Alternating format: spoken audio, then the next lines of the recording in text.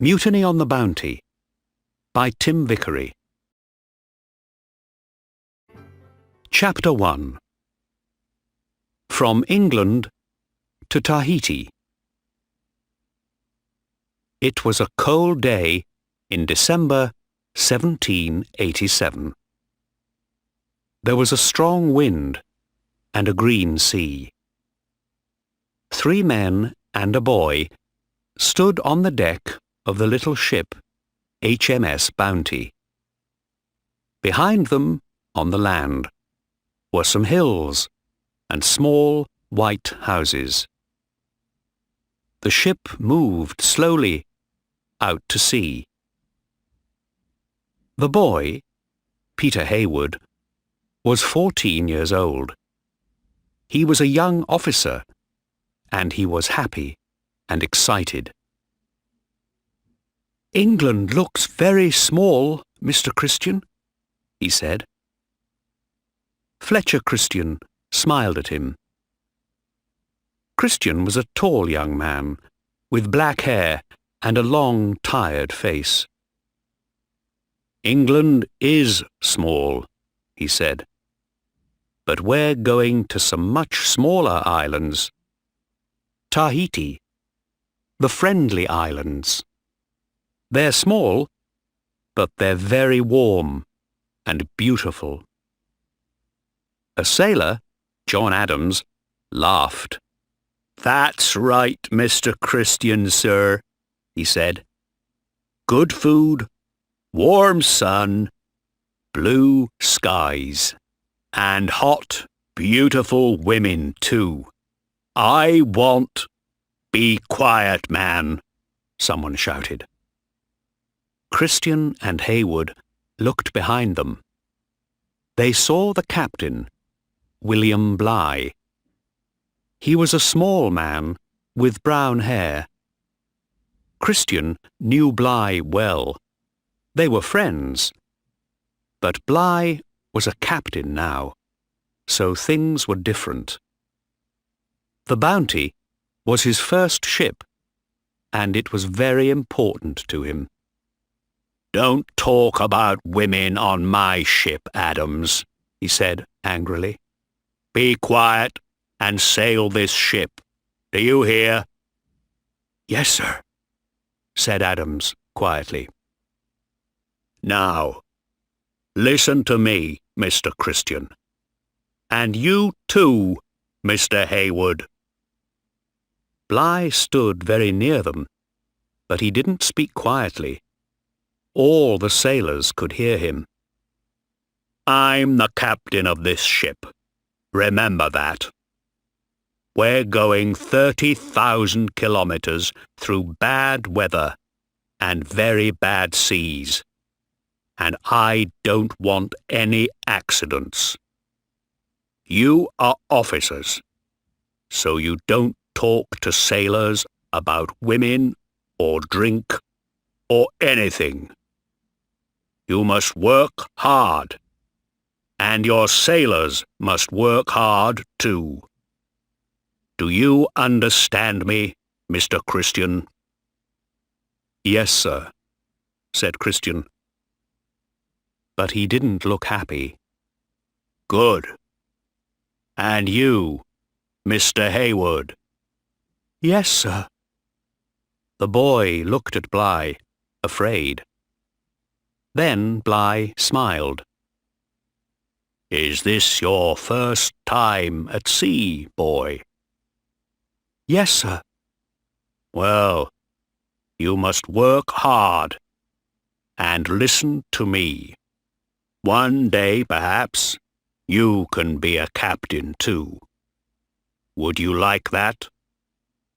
"Yes, sir, of course," Peter Heywood smiled. "Right then.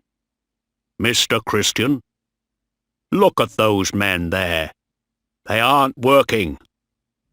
Run and talk to them, quickly." Bligh smiled again at Heywood. "In a happy ship, the men must work hard, but the officers must work harder." Do you understand, boy? The Bounty sailed south across the Atlantic. For 10 days they were in a storm near Cape Horn, but they could not sail west because of the strong west wind. So they sailed east to South Africa, Tasmania, and Tahiti. There were 33 sailors on the Bounty and 11 officers. Bligh was the captain. Christian was his second officer. The ship was often wet and cold, but no one was ill. Once, Bligh gave the sailors some apples, but they would not eat them because they were old and bad. Bligh was very angry. "Damn you men!" he shouted. "Apples are good for you. You eat them, I say." On the 26th of October, 1788, the Bounty arrived at Tahiti. The islanders came to the ship in big canoes with food. The king of Tahiti, Otto, was friendly. Bligh went to Otto's house and gave him things from the King of England. "Thank you, Captain," Otto said.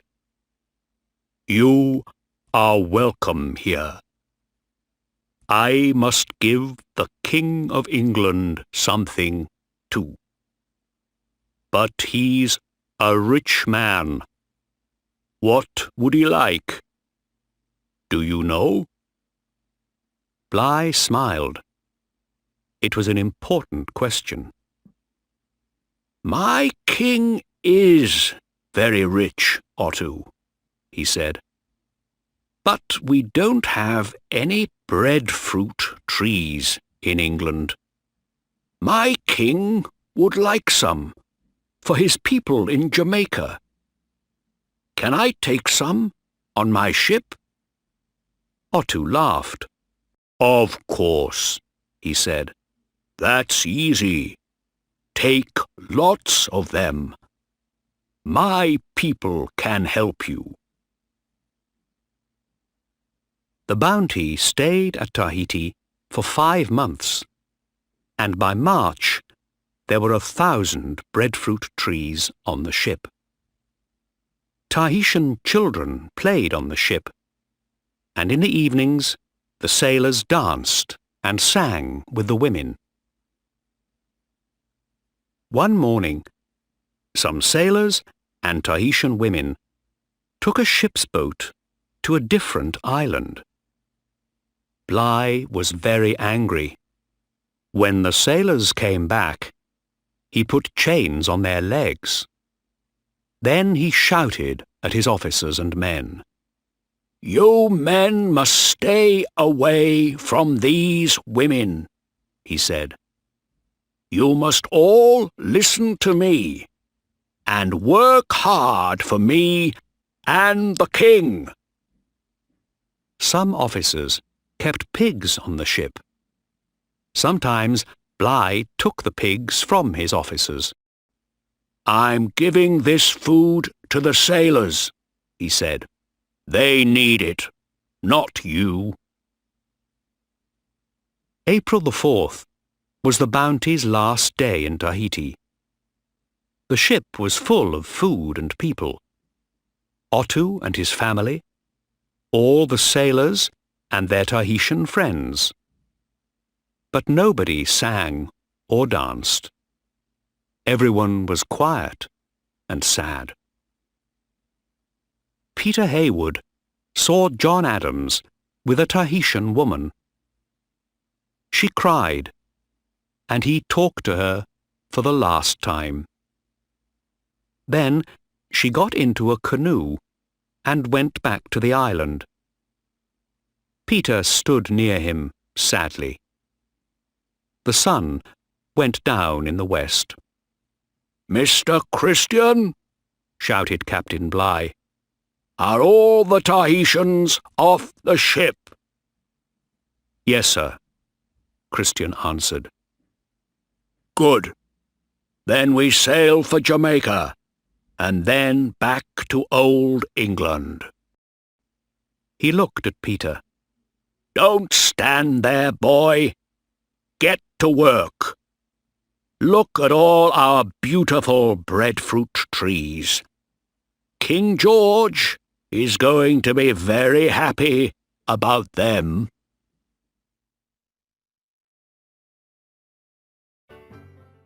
Chapter 2. Mutiny. On the evening of the 26th of April, Adams saw Bligh on deck.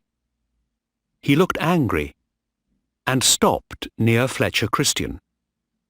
Mr. Christian, Bligh said, where are my coconuts? I had 50 yesterday, and there are only 20 here now. Where are they? Do you know? No, sir, Christian said. I don't know. I never saw them. I didn't take them. You know that. Captain Bligh looked at his tall young officer and said nothing. Bligh and Christian were once friends, Adams remembered, but not now. Bligh was often angry. Christian was always worried, afraid. Bligh said, Mr. Christian, you took my coconuts. I know you did. You're my second officer, but all you officers take my things. God damn you all. At 4 o'clock that morning, Adams saw Christian again. It was a quiet night, and the ship moved slowly through the water. Christian had a piece of wood with him, and a bag. His face was white in the moonlight. A young officer, George Stewart, talked to Christian. "What are you doing, Mr. Christian?" Stewart asked. "I'm in hell," Christian said. "Bligh doesn't like me, or any of his officers. I must leave the ship." "Leave? What are you talking about? How?" "I have some food in this bag, and wood, and I can swim," Christian said. "We're not far from the island of Tafua. Perhaps I can swim there." "Swim to Tafua? Of course you can't, man. Do you want to die?" "It doesn't matter. I can't stay here with that man. I'm in hell, I tell you. Every day he shouts at me, and it takes a year to sail to England. I must leave the ship." "I understand," Stewart said. "Many of us are afraid of Bligh. We don't like him. But you must stay. You're our best officer. Listen to me now." Bligh was in bed when the door opened. Christian came in with 3 sailors. It was still dark. Bligh opened his eyes. In the moonlight, he saw the gun in Christian's hand. "What?" Bligh sat up. "Get out, damn you! This is my—" "Hold him," Christian said. The sailors put Bligh's arms behind his back, and Christian tied them with a rope. "Now, sir, come with us." They took Bligh out of his bed and up onto the deck. He wore a shirt, but no trousers or shoes. There were 10 or 12 men there with guns and small swords. Christian held Bligh's hands with the rope, and Adams stood behind Bligh with a gun. "What are you doing?" Bligh said angrily. "Let me go at once. You're—" "Be quiet," Adams said. "Listen to Mr. Christian." "But I'm the captain." "Not now. This is our ship now," Christian said. "Adams, put the launch in the water." The launch was a small boat, 7 meters long. Adams put it in the water next to the ship. "Right," Christian said. "Thank you, Adams. You stay with me." Christian looked at some other sailors. He didn't like them. "You men," he said, "get into that boat. Quickly now." "No!" Bligh shouted. "All of you, stay on this ship. Help me, now." He began to run, but Christian held the rope, and Adams held a knife to his neck. "Do that again, Captain Bligh, and you're a dead man," he said quietly. At the front of the ship, Peter Hayward came up on deck. "What's happening?" he asked. He was afraid. "Be quiet, Peter," Christian said. "You stay there." "Get into the launch, you men," he shouted. "I told you." Slowly, 18 sailors got into the launch. Then Christian took Bligh to the side of the ship. "Now you, Captain," he said. "Over the side."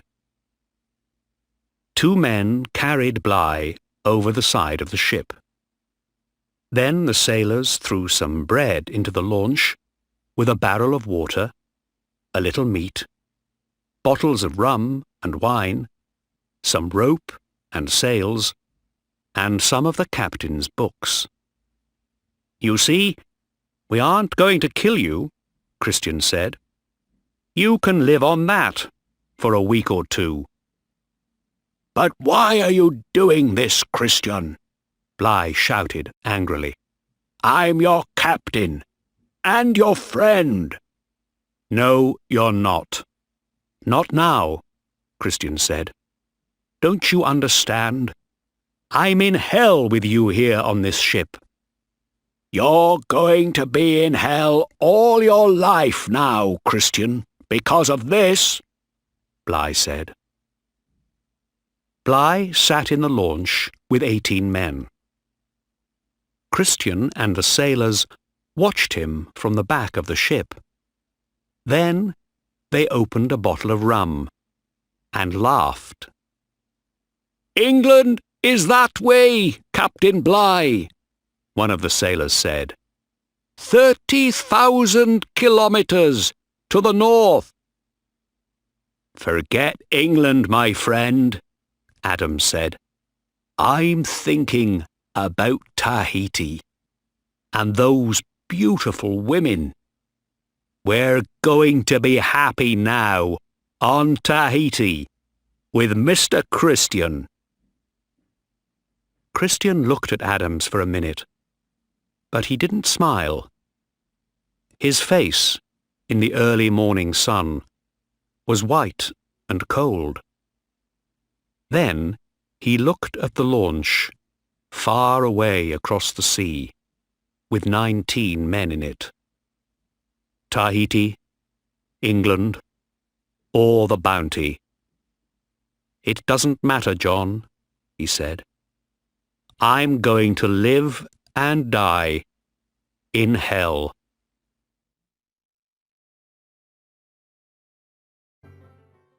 Chapter 3. In the launch. The launch was 7 meters long, and there were 19 men in it. Captain Bligh sat at the back of the launch and looked at his men. The sides of the launch were only 30 centimetres above the sea. "Mr. Hall, look at our food, please," Bligh said. "Yes, sir." Bligh looked away over the sea. The Bounty was very far away now, but there was a small island, Tafua, about 20 kilometres to the west.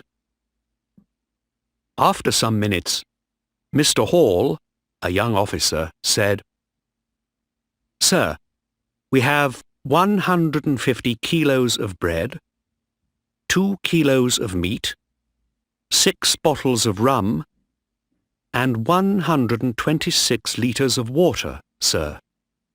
"Is that all?" Bligh asked. "We have a small sail and some coats, sir," Hall said. "That's all." "Thank you, Mr. Hall," Bligh said. "It's not much, but we're going to Tafua, so perhaps we can find some more food and water there." Bligh was afraid, but he didn't want them to see that. The men were quiet. They didn't look angry. Next day, they landed at Tafua. They found breadfruit, bananas, and coconuts, but no water. A lot of islanders came down to the sea. "Where is your ship?" they asked. "It sank," Bligh said. "All our friends are dead. We need food and water." The islanders laughed. It was not a friendly laugh. They talked quietly. More men came. Soon there were nearly 100. They began to pick up stones. "Get back into the boat," Bligh said. "Quickly, now." But the islanders killed one man with stones. When the launch went out to sea, the islanders came after it in their canoes. They threw stones at the sailors. "Throw the coats into the sea," Bligh said. "Quick!" The islanders stopped and picked the coats out of the sea. Then the canoes went back to Tafua. "We can't land on any islands then," Bligh said. "Not without a big ship and guns." He looked at his men. They were quiet and afraid. "We must be very careful with our food," he said. "Every man can have a small piece of bread and coconut today, and a cup of water. That's all. When it's cold, we can have some rum. But don't worry. Remember, I'm your captain. Listen to me, and we can stay alive." "Yes, sir." Then the youngest, a boy called Robert Tinkler, said, "I want to go home."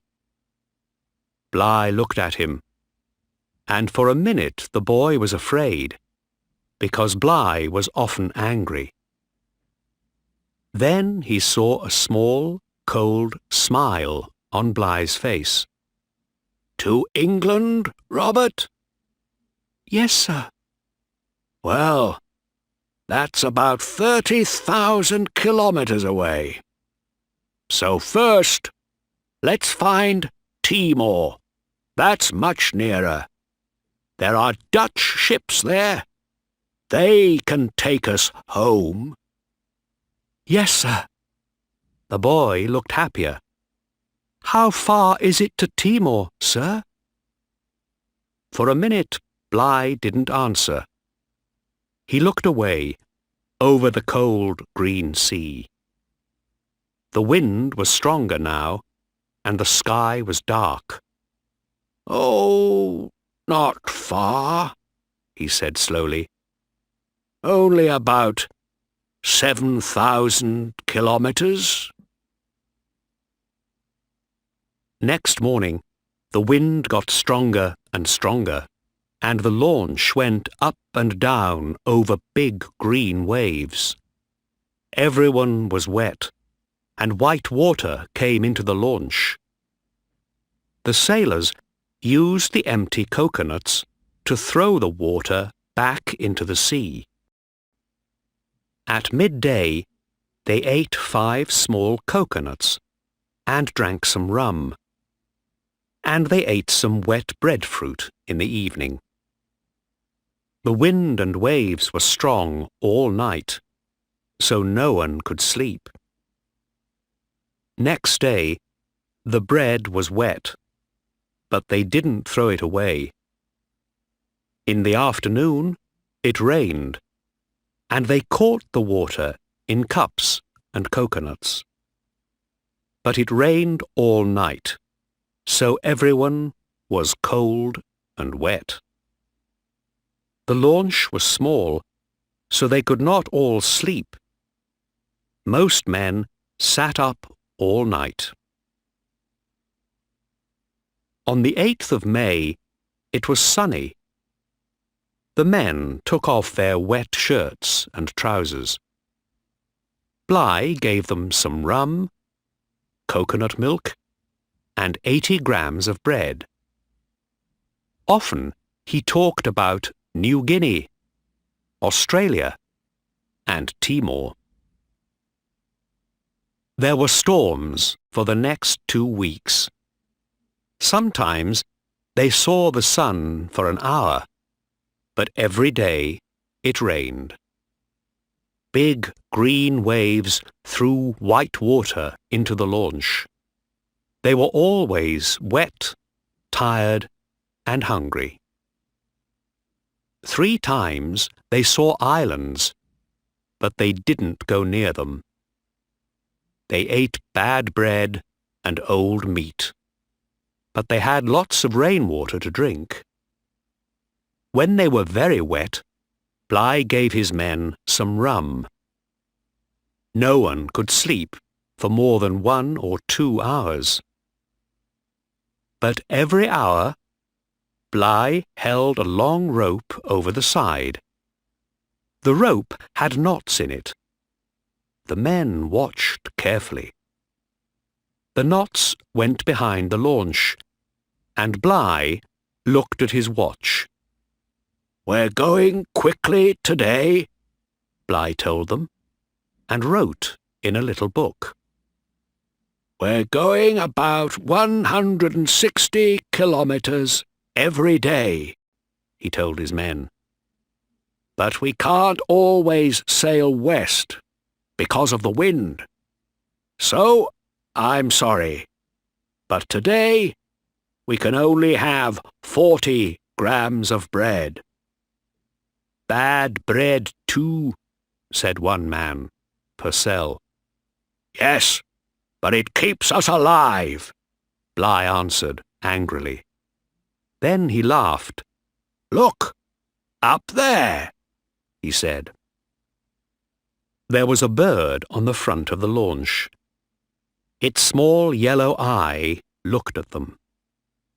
Carefully, 2 sailors opened their hands very slowly. The bird didn't move. One man put his hand on it. The bird moved away.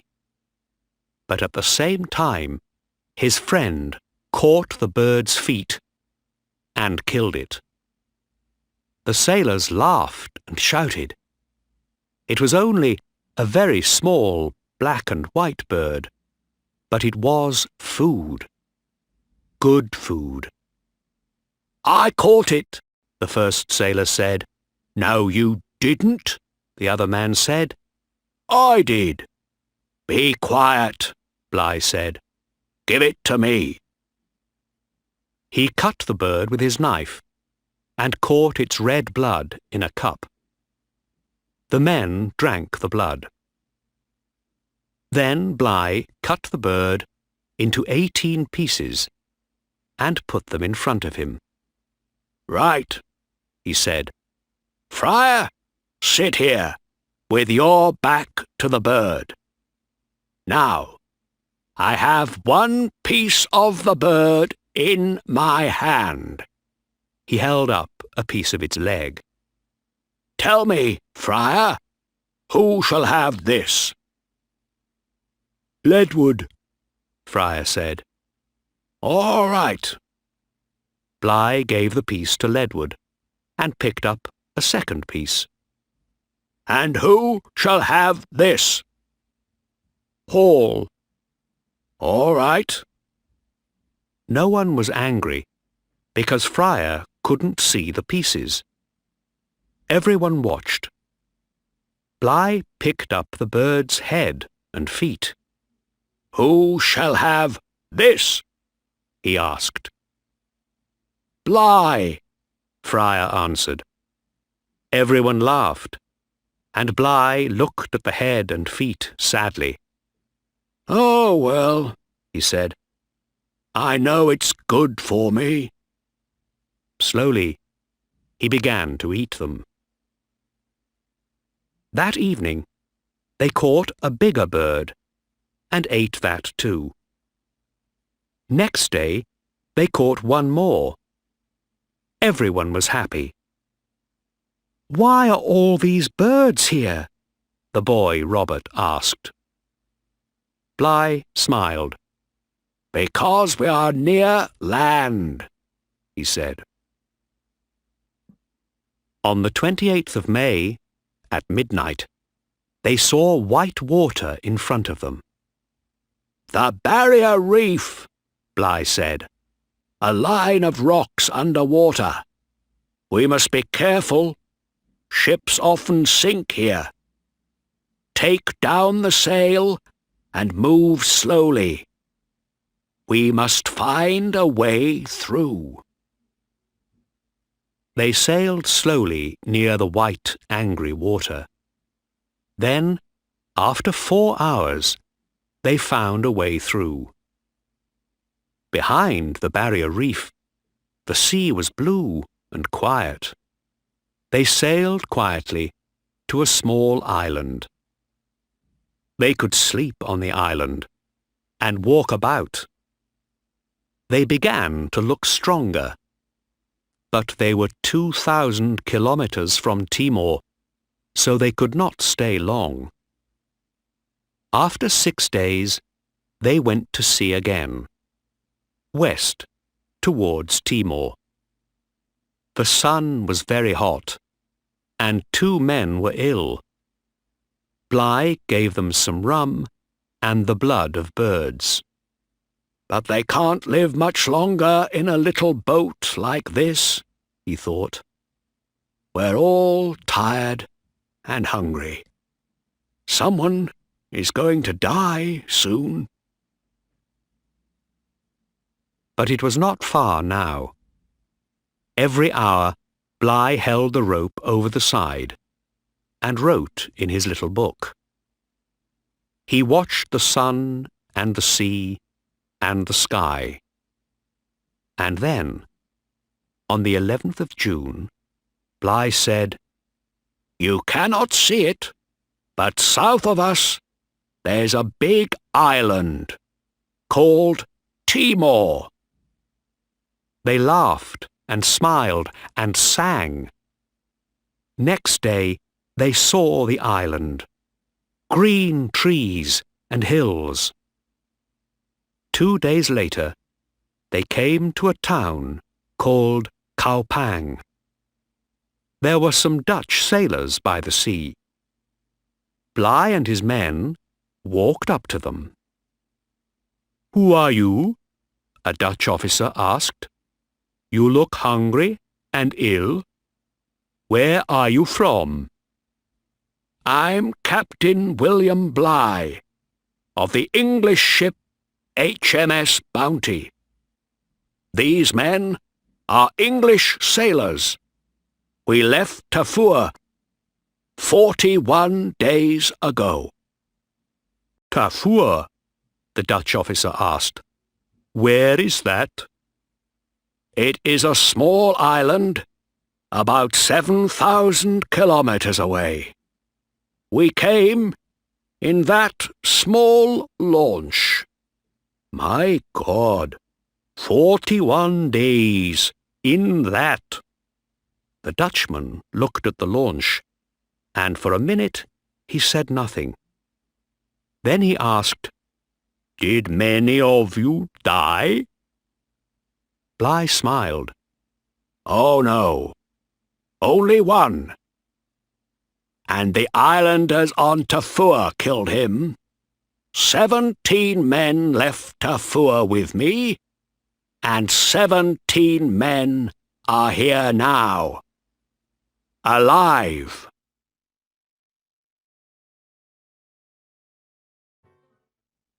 Chapter 4. The Pandora. On the 14th of March, 1790, Bligh and his men arrived in England. When he told the story of the mutiny, English people were very angry. They sent Captain Edwards in the Pandora to Tahiti. On the 23rd of March, 1791, the Pandora arrived in Tahiti.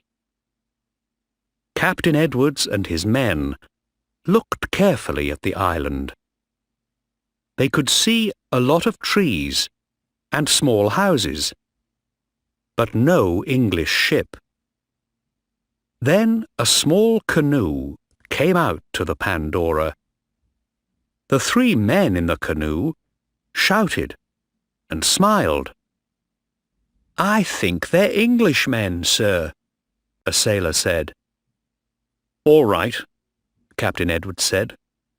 They can come on the ship. Perhaps they can tell us something. The 3 men were brown and strong, but they wore English sailors' hats and trousers. One of them, a boy about 18 years old, smiled at Edwards. Good morning, sir. My name is Peter Hayward. I am a young officer from the Bounty. This is Mr. Stewart and Joseph Coleman, a sailor. Yes, I see, said Edwards. 3 of you. Where are your friends? Where is Mr. Christian and the Bounty? Hayward looked worried. Mr. Christian? He sailed away in the Bounty, sir. A year ago, I think. But we didn't go with them. We waited. For you. We aren't afraid. I see, Edwards said. He looked at them carefully. All right, then. Tell me your story. What happened after Christian put Captain Bligh in the launch? Well, sir, Hayward said, we threw the breadfruit trees into the sea and sailed here, to Tahiti. Otu, the king of Tahiti, was good to us, and a lot of men wanted to stay here. But Mr. Christian was afraid. We can't stay here, he said, because a ship is going to come from England. So Otu gave us a lot of pigs and goats and food, and we sailed to a different island, Tubuai.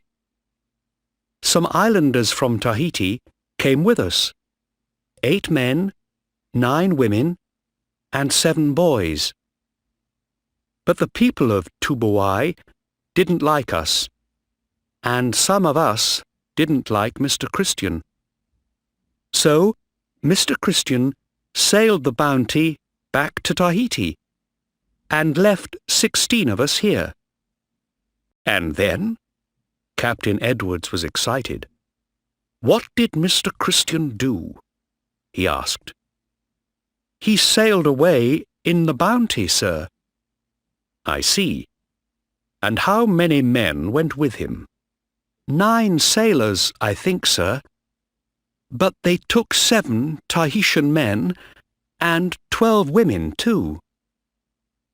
"I see," Edward said. He looked at them angrily. 16 men stayed on Tahiti, and 3 of you are here. So where are the other 13? Are they waiting for me too, on the island?"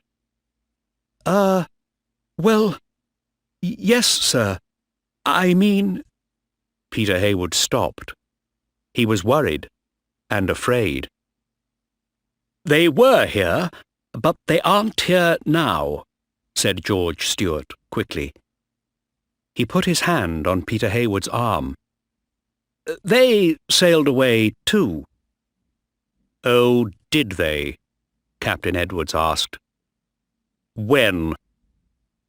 Heywood and Stewart both spoke at once. 4 days, 2 weeks. "Ago, sir," they said. Then they stopped. Edwards watched them. "I see," he said slowly. "First you are in a mutiny, and now you tell me things that are not true. Sailor?" "Yes, sir," one of the Pandora's sailors answered. "Put these 3 men in chains. They are prisoners." "But, sir," Peter Heywood said, "we didn't run away. We came to tell you our story. And Mr. Stewart has a wife." "A wife?" Captain Edwards laughed. "Is she at home, in England?" "No, sir. Here," Mr. Stewart answered. "She's a Tahitian woman. Her name is Peggy, Mrs. Peggy Stewart. And we have a daughter." Edwards laughed again. "A Tahitian woman? I'm sorry for her. But don't worry. She can come on the ship and see you in your new prison. Look behind you. We have a wonderful prison for you and your friends. Look." The 3 sailors looked behind them. On the deck of the Pandora was a wooden box, about 2 meters high and 4 meters long. It had a small door, but no windows. The Pandora's sailors put the prisoners in the box, with chains on their arms and legs. Captain Edwards laughed. "There. Are you happy now? You can stay there, all the way to England." "But my wife, my little daughter," Stewart said. The door closed in his face. "We didn't put Bligh in the launch. Christian did. We came to tell you everything." Edwards laughed, and Peter Heywood said nothing. Captain Edwards caught 11 more men and put them in the Pandora's box too. Their Tahitian wives and children came onto the Pandora and cried, but Captain Edwards didn't open the door. For 3 months, the Pandora sailed to different islands, and the prisoners stayed in the box. But Edwards couldn't find Christian or the Bounty, and so he began to sail home. Near Australia, the Pandora hit the Barrier Reef. Water came into the ship, and the sailors couldn't stop it. After 12 hours, Captain Edwards said, "We must leave the ship. Get into the boats, men." The prisoners could hear the noise outside, and water came in through the door. Captain Edwards took 3 prisoners out. But then he closed the door. "What about us?" Peter Heywood shouted. "Please, Captain, open the door. Why are you leaving us in here?" "Be quiet, boy," said Captain Edwards. "We're working hard now. The ship is sinking." "But we're going to die. We can't move," George Stewart shouted. "Open the door!" But Edwards closed the door, and no one helped them. Outside, the first sailors got into the boats and rowed away.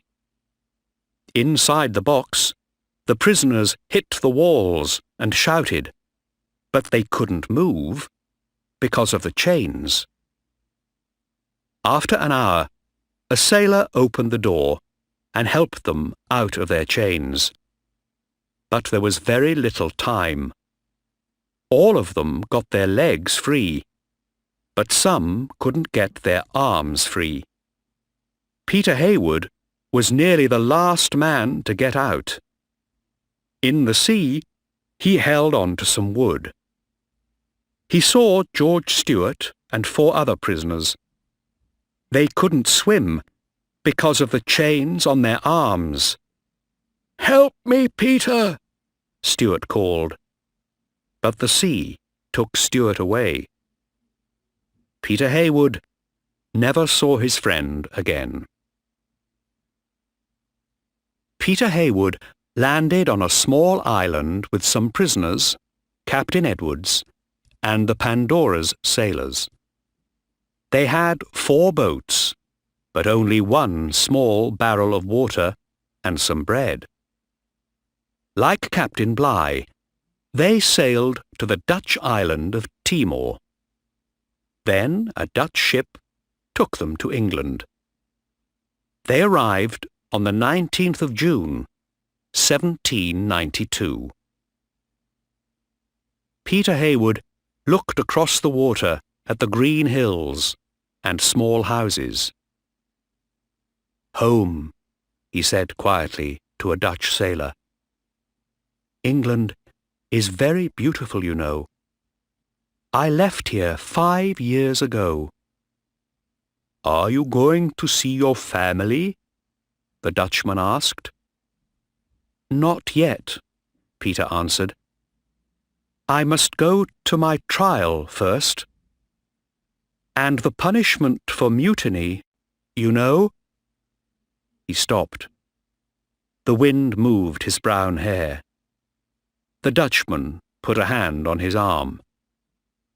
"I know, Peter," he said sadly. "The punishment for mutiny is death."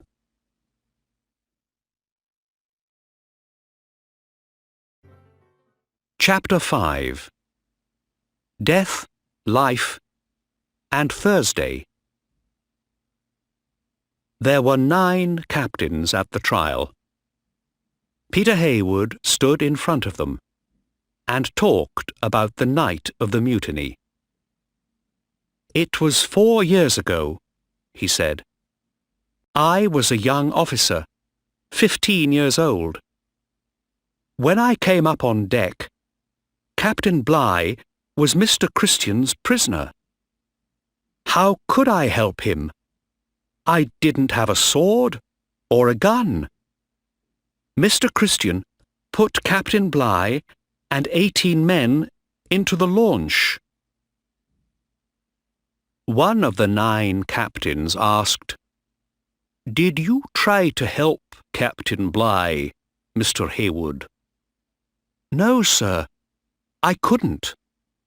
Christian and his men had swords and guns. I had nothing."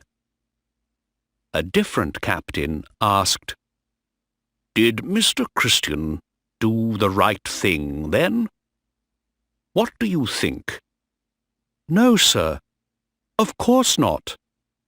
"But you didn't get into the launch with Captain Bligh. Why not?" "I couldn't, sir. It was full. There were 19 men in it. It nearly sank without me. Did you say anything to Captain Bligh? No, sir, I didn't. Some men did, but not me. So, Mr. Hayward, you were an officer on the Bounty, and you saw this mutiny, but you did nothing. You just stood and watched. Is that right? Yes, sir. Peter Hayward was afraid now. I was very young then, sir. You were an officer. An officer must always help his captain. Wait there. The 9 captains walked out of the room. Peter waited for a long time. His mother and sister were with him, but he felt afraid. Then the captains came back, and the oldest captain said, Peter Hayward, because you did not help Captain Bligh, we say you helped the mutiny. And there is only one punishment for mutiny: death. Do you understand? Peter's face was white, and he felt ill. But he said quietly, Yes, sir. I understand. 2 days later, he saw the oldest captain again. There was a small, cold smile on his face. Mr. Hayward, I have a letter from the king. The older sailors must die, but because you were a young boy on the Bounty, the king says you can live. You can go, Mr. Hayward. You are a free man. Oh, sir, thank you. Thank you very much. Peter Hayward lived for many years. 20 years later, he was a captain of a ship, like Captain Bligh. Captain Bligh went back to Tahiti and took some more breadfruit trees to Jamaica. After that, he sailed many more ships. He was an important man. He died in 1817. But what happened to the Bounty and Fletcher Christian? For years, no one knew. Then, 20 years after the mutiny, in 1809, an American ship, the Topaz, visited a small island called Pitcairn. When the captain of the Topaz came home, he had an interesting story. And 5 years after that, in 1814, 2 British ships, the Briton and the Tagus, arrived. Pitcairn was a small island with nowhere good for ships to land, but a canoe came out through the white water to the British ships. The men from the canoe came on to the Briton and looked for the captain, Sir Thomas Staines. "Good afternoon," he said. "Who are you?" A tall young man answered, "I'm Thursday." "I'm sorry," Captain Staines said. "What did you say?" "My name is Thursday," answered the young man. "Thursday, October Christian. I live on this island. You are welcome here. Would you like to come to my village and eat with us? Mr. Adams would like to see you." "Well, thank you very much," said Captain Staines. "And Captain Pippon from the Tagus?" Can he come too? Of course, said Thursday. He is welcome. The two captains got into the canoe, and Thursday and his friends took it through big green and white waves to the island. Near the beach was a small village. How many people live here? Captain Staines asked. About 40, said Thursday. Here is our king, John Adams. An old man with white hair came towards the two captains. He wore trousers and an English sailor's shirt.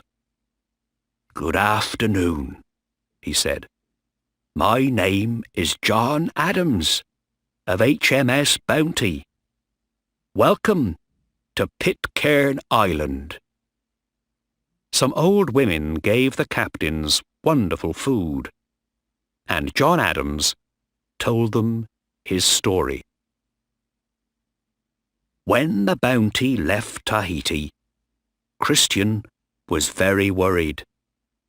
A ship is going to come from England, he said. They want to kill me. They must never find us. So, when we landed here, we took all the pigs and goats and burned the Bounty. We stood by the sea and watched. Then we made our village. But Christian was always worried and afraid, and it was difficult to live here. The Tahitian men didn't like the English sailors. There were 10 English men, 7 Tahitian men, and 12 Tahitian women. When Christian took the wife of one of the Tahitian men, the Tahitian man killed him. Then the Tahitian men killed most of the English men. They nearly killed me. But the women stopped them. The women killed the Tahitian men. After that, there was one man alive on the island. Me. But there were 9 women and some small children. This young man, Thursday, is Fletcher Christian's son. Oh, I see, said Captain Staines. So, you were alone here, with 9 wives. John Adams smiled. He looked a tired but happy man. The old women near him smiled too. Well, yes, sir, he said. But I'm a good husband to them, and a good father to all these children. And of course, now that these boys are men, they have wives too. Do you all speak English? Captain Pippin asked. Yes, sir. English and Tahitian too. We have our pigs and goats and coconut trees, and we think about God every day, sir. You are very happy, Captain Staines said. We are, sir, John Adams said. All of us. But, he stood up slowly, I know why you are here. You are going to take me to England with you. I must die there. Captain Staines looked at him. The Pitcairn Islanders looked very sad, and some of the women began to cry. What do you mean, man? Captain Staines asked. Well, Captain, I was in the mutiny against Captain Bligh. It was a long time ago, but I did it. I must take my punishment. But, my God! Captain Staines looked at Captain Pippin. Of course, the man is right, he said. But we can't do this. You're an old man, Mr. Adams, and you are happy here. Your wives and children need you. It was 20 years ago, man. People in England don't talk about the bounty today. And Fletcher Christian is dead. He is dead, but I'm not, John Adams said. I helped him, and I'm here now, in front of you. And this is your home, Captain Stane said. You are an old man. You must die here, not in England. Sit down, Mr. Adams. Let's finish this wonderful food. All right, Captain, John Adams said. And thank you. He sat down, and the Pitcairn Islanders smiled. Tell me about Bligh, Captain Stane said. He's an important man now, you know. But most people like him. Why were you all angry with him? Adams thought for a minute. He looked up at the trees over his village, and at the smiling faces of his wives and children. Bligh? He said. Well, he was a good sailor, of course. We were angry with him, but I can't remember why. It's a very long time ago.